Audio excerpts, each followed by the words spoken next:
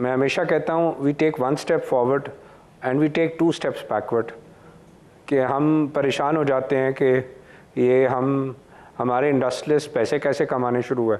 तो जैसे इंडस्ट्रियलिस्ट जो है वो मार्केट शेयर लेता है, आप उसको कंपेटिटिव करते हैं, उसी वक्त जो है वो मैं उसके बाद हमेशा कहता हूँ कि स्नेक एंड द लैडर, तो उसके बाद ऐसा काटते हैं कि ऊपर से सीधा सांप काटता है, सीधा ज़मीन पे आके गिर जाता है। This has been the story of Pakistan exports के 2022 में हमारे मुल्क की एक्सपोर्ट $30 बिलियन टच की, जिसमें टेक्सटाइल का शेयर $19 बिलियन था। ट्रेडिशनली 62-63% टेक्सटाइल्स है। पूरा पाकिस्तान इकट्ठा होकर उसके बावजूद नदीम $10-11 बिलियन की एक्सपोर्ट नहीं करता। $5 बिलियन की एग्रीकल्चर प्रोडक्ट्स हमारी एक्सपोर्ट होती हैं, $5 बिलियन की तमाम मुल्क की other manufactured goods other than textile menu. तो किसी ने जो है ये सोचा है कभी कि मसला क्या है? मैं जब मुझे मौका मिला केयरटेकर सेटअप में एज कॉमर्स मिनिस्टर, तो उस वक्त 22% का सूद था, उस वक्त 45 रुपए की बिजली थी, 16-17। तो टेक्सटाइल या जो है वो मैन्युफैक्चरिंग तो बढ़ ही नहीं सकती थी। हमने एग्रीकल्चर को प्रमोट किया और उस साल 10% ग्रोथ हो गई 2000 जो है वो 23-24 के साल में, और हम $30 बिलियन दोबारा पहुंच गए। अब उसके बाद चार्ट ये था कि हर साल 10% एक्सपोर्ट बढ़ जाए तो आप जो है वो 5 साल के अंदर, मैंने कहा था कि आप $20 बिलियन एक्सपोर्ट बढ़ा लेंगे, कोई मसला ही नहीं है। बट रिज़ल्ट क्या निकला कि आज 2 साल के बाद हम दोबारा वही $30 बिलियन पे बंद करेंगे या 30 पे। तो we are back to 2022 numbers या बैक टू 2024 नंबर्स। तो मैं हमेशा ये कहता हूँ कि ज़रा आगे चलने लगते हैं, हम दोबारा खींच लेते हैं। अब बिजली, इसको मैं अब जवाब दे देता हूँ। बिजली की कीमत हमने क्या की? हमने पूरी जंग लड़ के IPPs के ख़िलाफ़, उसके बाद हमने पूरी जंग लड़ी कि जनाब जो हमारी क्रॉस सब्सिडी है इंडस्ट्री से अदर कंज्यूमर्स की, उसको आप 240 अरब वापस करें। तो वो 240 अरब की कमिटमेंट थी कि वो वापस होगी, उसमें से 135 अरब वापस की गई। बहुत अच्छा स्टेप लिया। और आपने लगारी साहब का स्टेटमेंट भी सुना होगा, देखा भी होगा कि उन्होंने कहा कि अब $17 बिलियन के हमने जो है सेविंग कर दी, मतलब तकरीबन 5 ट्रिलियन रुपए की। ये जो महंगे पावर प्लांट थे जिन्होंने चोरी की हुई थी, ये सारे बंद किए और कौम को उसका फ़ायदा 5 ट्रिलियन का पहुंचाया। उन्होंने कहा 10 रुपये यूनिट, कोई मानता नहीं था उस वक्त जब ये जंग हमने शुरू की। आज से 2 साल पहले के IPPs जो है वो बंद प्लाटों में नफ़ा ले रहे हैं। आज हुकूमत पाकिस्तान ने जब उसके ऊपर स्टेप लिया तो $17 बिलियन, 5 ट्रिलियन रुपए इन प्लांटों को बंद करा के, जिसको 7000 मेगावाट कह रहे हैं बंद कराएं, जिनके कॉन्ट्रैक्ट्स जो है कैंसिल हुए, और वो आज मुल्क जिसका कंज्यूमर को फ़ायदा हो रहा है। बट ये आ गई डोमेस्टिक कंज्यूमर की बात। सनत ने रीजन के साथ कम्पीट करना है। हिंदुस्तान में बिजली का रेट आज 7 से 9 सेंट है, चाइना के अंदर 7 से 9 सेंट है, बांग्लादेश के अंदर 7 से 9 सेंट है, वियतनाम में 7 से 9 सेंट है, कंबोडिया में 7। अब ये रीजनल मार्केट है, उस कस्टमर को कोई फ़र्क नहीं पड़ता कि वो माल कंबोडिया से ख़रीदे या वियतनाम से ख़रीदे या बांग्लादेश से ख़रीदे या इंडिया या चाहे। पाकिस्तान की इंडस्ट्री बिल्कुल, मैं कह रहा हूँ, एफिशिएंट है, इस काबिल है कि माल जितना मर्जी चाहे बेच सकते, सिर्फ हमें कॉस्ट एफिशिएंट कर दें। 3 चीज़ें हैं कॉस्ट एफिशिएंट की। एक, बिजली का रेट, वो है 7 से 9 सेंट, आप रखेंगे 12 से 15 सेंट, इंडस्ट्री कम्पीट ही नहीं कर सकती। सूद का रेट, उनको रॉ मटेरियल्स मंगाने हैं, रॉ मटेरियल स्टॉक करने हैं, पूरे रीजन में सूद का रेट 5 से 6% है, हमने उसको 10.5 रखा हुआ है। तीसरी चीज़ सबसे बड़ी क्या है कि आपको इनकरेज करना है अपने एंटरप्रेन्योर के लिए कि वो काम कर सके। हम उसके बजाय उसको डिस्करेज कर देते हैं। वो जब डिस्करेज करते हैं तो वो ग्रोथ नहीं करता, वो कहता है जी मैं नफ़ा मेरे को है नहीं, मैं काम क्यों करूं। अब जो टैक्स रेट्स आपने फिक्स टैक्स रिजीम से इंडस्ट्रीज को नॉर्मल टैक्स रेट पे ले गए, वो डिस्करेज हो गया कि जनाब मैं सारा दिन टैक्स के अब नोटिस भुगतूंगा। सो ये नीड, अगर हम समझते हैं कि हमारी बिजली का रेट अगर फर्दर कम करना हो गौहर साहब, तो आप कह रहे हैं 7 से 9 करना पड़ेगा, तो 7 से 9 करने के लिए क्या करें? आपके जहन में क्या तजवीज़ है?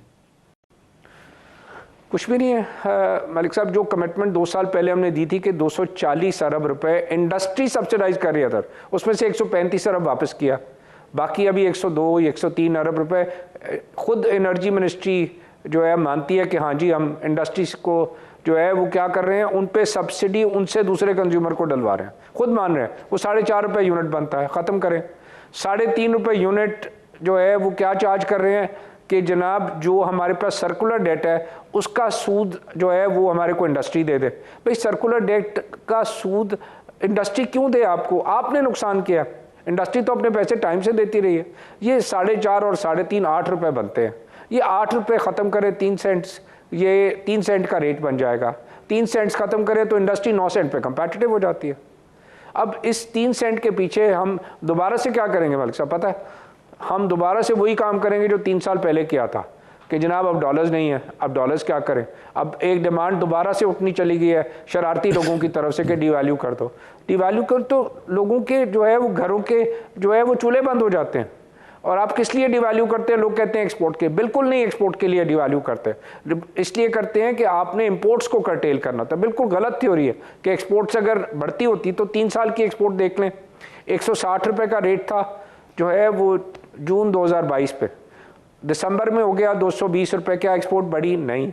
उसके बाद फरवरी में हो गया 280 क्या एक्सपोर्ट बढ़ी? नहीं। वहीं $30 बिलियन पे खड़ी है क्योंकि हर चीज़ डॉलराइज्ड है। मैं बात आपसे कर रहा हूं तो मैं डॉलराइज कर रहा हूं कि मैं बिजली का रेट 9 सेंट कर दे, मैं तो रुपयों में बात ही नहीं कर रहा।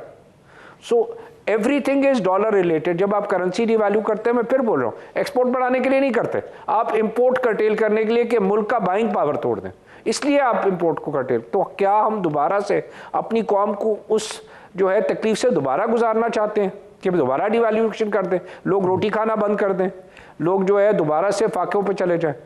तो जो फिलॉसफी है वो फिलॉसफी को है कि एक्सपोर्ट्स को कंपेटिटिव करें। एक्सपोर्ट्स अगर कंपेटिटिव नहीं होंगी तो पाकिस्तान जो है वो कभी तरक्की नहीं कर सकेगा।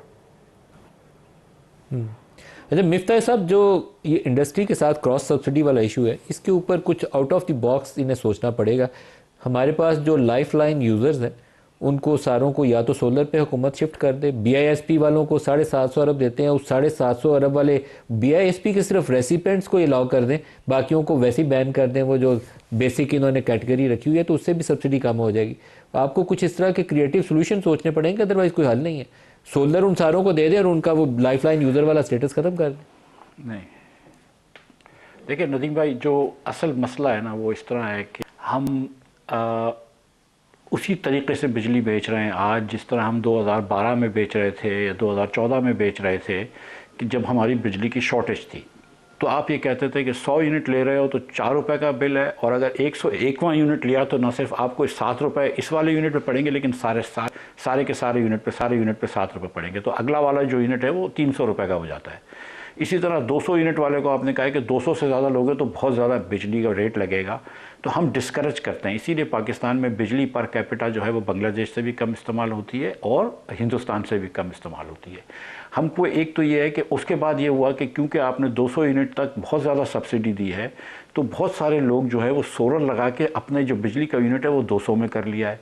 अच्छा, जो गरीब लोग हैं या मुतवासित तबके से ताल्लुक़ रखते हैं, उनको आप देख लीजिए कि जो 200 यूनिट इस्तेमाल करते हैं कि घर में इस्त्रियाँ नहीं कर रहे होते वो, कि यार इस्त्री करेंगे तो 200 के ऊपर चले जाएंगे तो हम अफोर्ड नहीं कर सकेंगे, तो बाहर से इस्त्री करवा लेते हैं। अपना मैं जानता हूँ अपने हलकों में कि जहाँ पे लोग फ्रिजेस जो हैं वो पूरे 24 घंटे नहीं चलाते, 8-10 घंटे फ्रिज बंद कर देते हैं, तो उनको भी तकलीफ़ होती है। आप थोड़ा सा बिजली की कीमत को रैशनलाइज करें और उसको पूरी तरीके से कर दें। बिस के जहाँ तक है, आप 700 की जगह आप 1400 अरब रुपये दे दें, लेकिन वो सूबे के अखराजात हैं, लेकिन आप प्राइसेस को डिस्टॉर्ट ना करें, फिर किसी को भी वेरिएबल कॉस्ट से कम पे ना बेचें। लेकिन अगर हुकूमत को सब्सिडी देनी है गरीब लोगों को तो बड़ा ज़रूर दे, लेकिन आप इंडस्ट्रीज़ को ज़बरदस्ती करके आप सब्सिडी नहीं दिलवा सकते। होता ये नतीजा ये होता है कि आपके इंडस्ट्री के जो लोग हैं वो अमूमन आपके बेस्ट कस्टमर्स होते हैं, जो कि 29 तारीख को बिल भर देते हैं। अब उन्होंने क्या किया कि जब इन्होंने गैस महंगी कर दी फॉर इंस्टेंस, तो इनकी ये सोच थी कि हम गैस बहुत महंगी कर देंगे, और गैस 4500 रुपये की कर दी, $15 की गैस कर दी जो आप $7-8 में ले रहे हैं, और इनकी ये सोच थी कि लोग बिजली पे आ जाएंगे। कोई बिजली पे नहीं आया, क्योंकि इस वक्त जो है आपको अगर सिंध के अंदर मिसाल के तौर पर, क्योंकि यहाँ पे विंड पावर थोड़ा सा ज़्यादा है, तो अगर आप विंड टरबाइंस लगाते हैं तो आपको 12-13 रुपए की बिजली पड़ती है, डिपेंडिंग ऑन किस एरिया में है, 14 रुपए की पड़ती है। अगर आप सोलर लगाते हैं तो आपको 15-17 रुपए की पड़ती है पूरे पाकिस्तान में। अगर आप बायोमास पे लगाते हैं तो बिजली 25 रुपए की पड़ती है। तो गौर एजाज साहब तो एप्टमा के सारे लोगों को जानते हैं, इनके जितने भी मेम्बरान हैं वो कुछ ना कुछ कोई ना कहीं से बिजली ले रहे हैं। सब ने सोलर लगाई हुई है, पंजाब में, सिंध में, हर जगह पर सब ने बायोमास का इंतज़ाम कर करा हुआ है, कोई विंड टर्बाइन्स बहुत सारे लगा रहे हैं। सो द थिंग इज़ कि अब जो आपकी अगर ये खाम खाली है कि लोग 45 रुपए में मुनाफली रेट पे आपसे बिजली खरीदेंगे, आपने महंगी बिजली ज़रूर डाली है, बिल्कुल आपने इनकी एक्सटर्नल फाइनेंसिंग की आपने फीजिबिलिटी नहीं की थी कि यार एक साथ इतने सारे बिजली घर आ जाएंगे तो क्या हमारे पास इतने डॉलर होंगे, ये सारी बातें दुरुस्त हैं। लेकिन अब लोग नहीं खरीद सकते क्योंकि न सिर्फ आप 18 रुपए की बिजली खुद बना सकते हैं, लेकिन वियतनाम वाला भी 18 रुपए की बिजली बना सकता है, चीन वाला भी 18 रुपए की बिजली बना सकता है, और वहाँ पे तो सोलर को इनकरेज किया जाता है। और जो दूसरी बात गौर साहब ने की है, मिफ्ता साहब, लेकिन क्या ये नहीं किया जा सकता कि जिन घरों के अंदर सोलर यूनिट लग चुके हैं, क्योंकि ये भी एक हुकूमत ने एक आजकल नया तूफान खड़ा किया हुआ है, सोलर को डिस्करेज नहीं करना चाहिए, उससे बहुत ज़्यादा फायदा है पाकिस्तान को लॉन्ग टर्म में, तो जिन घरों में सोलर लग गया है उनको वो लाइफ लाइन वाली कैटेगरी से निकाल दें, वो जो 100-200 यूनिट वाला रेट होता है वो ख़त्म कर दें, उनको नॉर्मल टैरिफ पे ले जाएं। वो तो जाहिर है ये करना सर, मैं 1990 की 90 या 92 में मैं श्रीलंका गया ना, तो उधर कंप्यूटर के ऊपर इन्होंने बैन लगाया हुआ था श्रीलंका में। कंप्यूटर बड़े महंगे थे, कंप्यूटर को इजाज़त नहीं दे रहे थे कि टाइपिस्टों की नौकरी ख़त्म हो जाएगी। इस सदी जब शुरू हुई थी पिछली, तो जब गाड़ियाँ आना शुरू हुई तो लोग बोलेंगे यार घोड़े गाड़े वालों की नौकरियों का क्या होगा। ये अमेरिका की बात कर रहा हूँ। सो मतलब द थिंग इज़ कि अब दुनिया में टेक्नोलॉजी आ गई है, 18 रुपए की तो हर इंडस्ट्रियलिस्ट पंजाब के अंदर, सिंध के अंदर बिजली बना सकता है। तो आप उसको कह रहे हैं कि नहीं, जब तुम बिजली लोगे मुझसे तो मैं 45 रुपए की दूंगा। अब चक्कर ये कि बैटरी आ गई है, अब ये बैटरी में अपनी स्टोरेज कर लेता है, वो भी 2-3 रुपए का खर्चा आता है। तो ये तो द थिंग इज़ कि we have to really rethink this कि हम किस तरह बिजली बेच रहे हैं, और जो नुकसान हो रहा है 1000 अरब रुपया तो पिछले साल हमने नुकसान दिया है। तो आप 1800 अरब रुपए तो सिर्फ कैपिटल कॉस्ट है, वो कॉस्ट थी, कैपेसिटी कॉस्ट अब मेरे ख्याल से 1600-1700 अरब रुपए की रह गई है। तो आप 1000 अरब का नुकसान कर रहे हैं तो 1700 अरब का नुकसान कर लें, और उसके बाद सबको वेरिएबल कॉस्ट पे बेचें। देखें आपकी कैसी धड़ाधड़ इंडस्ट्री चलती है।